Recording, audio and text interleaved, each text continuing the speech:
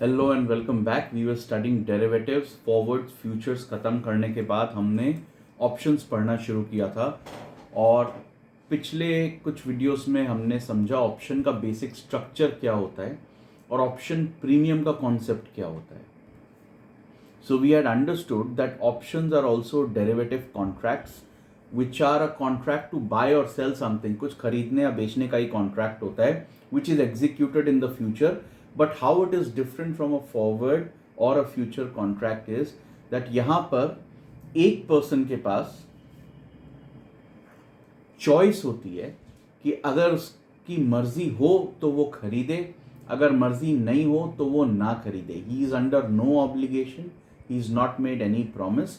और दूसरी तरफ सेलर के पास चॉइस नहीं होती पर ऑब्लिगेशन होता है। So one party is at an advantageous position.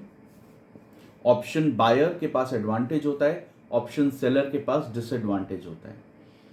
इस चीज के लिए ऑप्शन बायर को कॉम्पनसेट करना पड़ता है ऑप्शन सेलर को। जैसे ही ये कॉन्ट्रैक्ट बनेगा वैसे ही ऑप्शन बायर ऑप्शन सेलर को एक सर्टेन अमाउंट पे करेगा जिसे हम कहते हैं ऑप्शन प्रीमियम।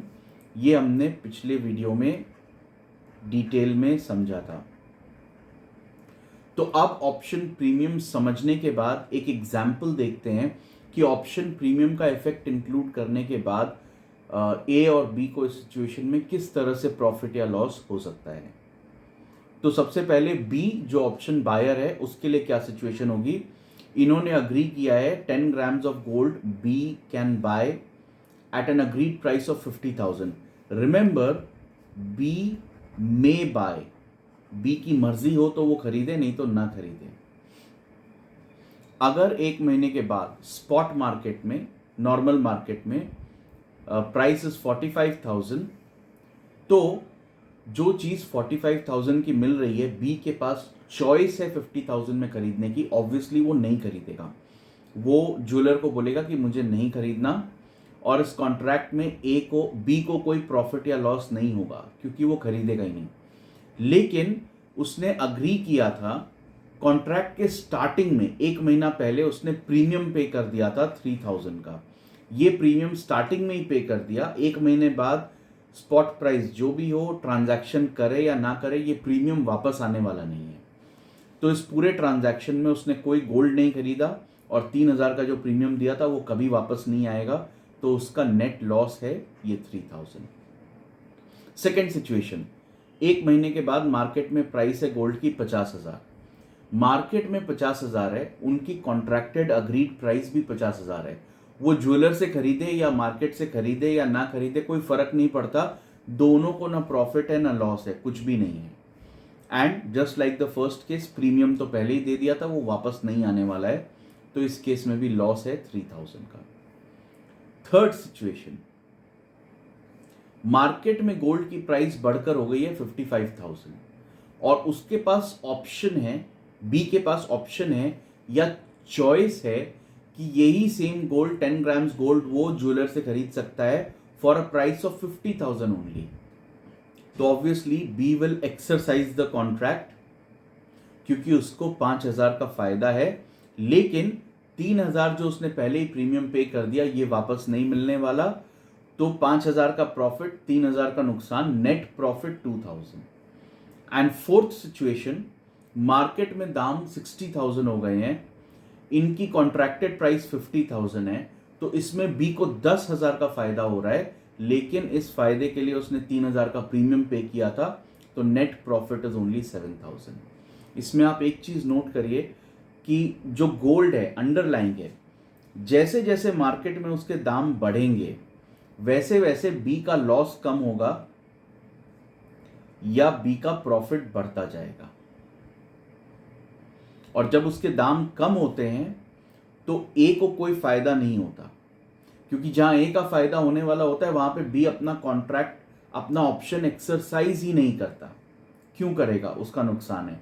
लेकिन ए हमेशा प्रीमियम रख सकता है, तो उस केस में भी उसको प्रीमियम का फायदा तो होता है। पर ए के पर्सपेक्टिव से अगले स्लाइड में देखते हैं। Now let's look at the same situation but A के नजरिए से, ए के पर्सपेक्टिव से। अगर मार्केट में दाम घट गए 45,000, इनकी कॉन्ट्रैक्टेड प्राइस है 50,000, बी के पास चॉइस है, बी नहीं खरीदेगा तो ए को कोई प्रॉफिट नहीं होगा, क्योंकि 45 का सामान वो 50 में नहीं बेच सकता अगर बी खरीदने को तैयार नहीं है तो। लेकिन कॉन्ट्रैक्ट के स्टार्टिंग में उसे 3,000 का प्रीमियम मिला था, ये प्रीमियम वो कभी वापस नहीं करेगा, तो इस सिचुएशन में उसको 3,000 का फायदा हो जाएगा। सेकेंड केस, मार्केट में दाम 50,000 है। अब इसमें बी एक्सरसाइज करे या ना करे, ए और बी को कोई प्रॉफिट लॉस नहीं, क्योंकि मार्केट में भी 50 है, उनकी अग्रीड प्राइस भी 50 है, तो नो प्रॉफिट नो लॉस। और ऑब्वियसली ए पूरा प्रीमियम रख लेगा अपने पास, उसको प्रॉफिट इतना ही होगा प्रीमियम के जितना, 3,000। थर्ड सिचुएशन, मार्केट में दाम 55,000 हो गए हैं, उनकी अग्रीड प्राइस 50,000 है। अब बी आके बोलेगा कि मुझे ये गोल्ड चाहिए 50,000 में, क्योंकि मार्केट में 55 है, अगर बी खरीदता है 50 में तो उसको 5,000 का फायदा है। और ए के पर्सपेक्टिव से अगर देखें तो जो चीज वो 55,000 में 55,000 में मार्केट में बेच सकता है, he is force to sell it to B for 50,000 only.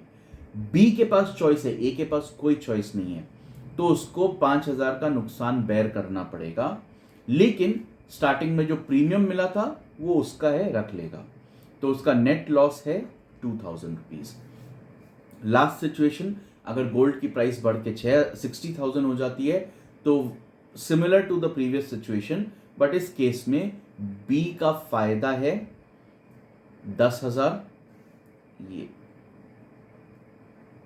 ए होगा, ए का नुकसान है 10,000, लेकिन he gets to keep the premium, तो नेट नुकसान 7,000 का होगा। अब देखिए इसमें सिचुएशन प्रीवियस सिचुएशन से बिल्कुल ऑपोजिट थी, जहां बी को फायदा है वहां ए को नुकसान है। तो जैसे जैसे गोल्ड के दाम बढ़ते जा रहे हैं, ए का या तो प्रॉफिट कम हो रहा है या नुकसान बढ़ रहा है। So this is how payoffs happen in case of options, including option premium का इफेक्ट। अगले वीडियोस में और डिटेल में ऑप्शंस के बारे में पढ़ेंगे।